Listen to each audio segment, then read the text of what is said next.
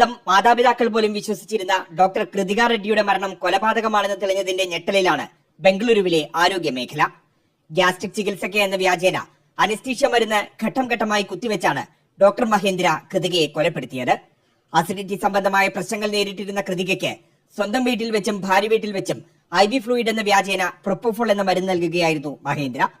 April 21 മുതൽ 3 ദിവസങ്ങളിലായി നൽകിയ മരുന്ന് ശരീരത്തിൽ കലർന്നതോടെ 24-ന് കൃതിക കുഴഞ്ഞു വീണു.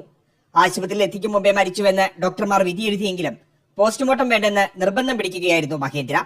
ഇതിനായി കൃതികയുടെ അച്ഛനെ കൊണ്ടും മഹേന്ദ്ര സമ്മർദ്ദം ചെലുത്തിച്ചു. ഇതിന് ആശുപത്രി അധികൃതർ വഴങ്ങാതിരുന്നതാണ് ആസൂത്രിതമായി നടത്തിയ കൊലപാതകം പുറത്തു കൊണ്ടുവന്നത്.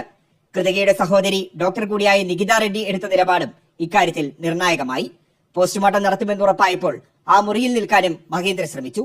പോലീസ് ഇടപെട്ടാണ് ഇയാളെ പുറത്തിറക്കിയത്. ആ ഘട്ടത്തിലും പക്ഷേ സംശയം മഹേന്ദ്രയിലേക്ക് നീണ്ടിരുന്നില്ല. ഒടുവിൽ FSL റിപ്പോർട്ട് പുറത്തു വന്നതോടെ ഞെട്ടലിലാണ് ബന്ധുക്കളും സുഹൃത്തുക്കളും. പക്ഷേ എന്തിനാണ് കൃതികയെ മഹേന്ദ്ര കൊലപ്പെടുത്തിയതെന്ന കാര്യത്തിൽ ഇപ്പോഴും വ്യക്തത വന്നിട്ടില്ല. സ്വന്തമായി ആശുപത്രി തുടങ്ങാൻ ഭാര്യ വീട്ടുകാരോട് മഹേന്ദ്ര സഹായം തേടിയിരുന്നു. ഇത് നടക്കാതെ വന്നതിലുള്ള വൈരാഗ്യമോ പരസ്ത്രീ ബന്ധമോ ആകാം കൊലപാതകത്തിന് കാരണം എന്ന നിഗമനത്തിലാണ് പോലീസ്. കസ്റ്റഡിയിൽ കിട്ടിയിട്ടുള്ള ഡോക്ടർ മഹേന്ദ്രയെ വിശദമായി ചോദ്യം ചെയ്യുകയാണ് പോലീസ്. സ്കിൻ സ്പെഷ്യലിസ്റ്റ് ആയിരുന്നു ഡോക്ടർ കൃതിക റെഡ്ഡി. മഹേന്ദ്ര ഗാസ്ട്രോ എൻട്രോളജിസ്റ്റും. 2024-ലായിരുന്നു ഇരുവരുടെയും വിവാഹം.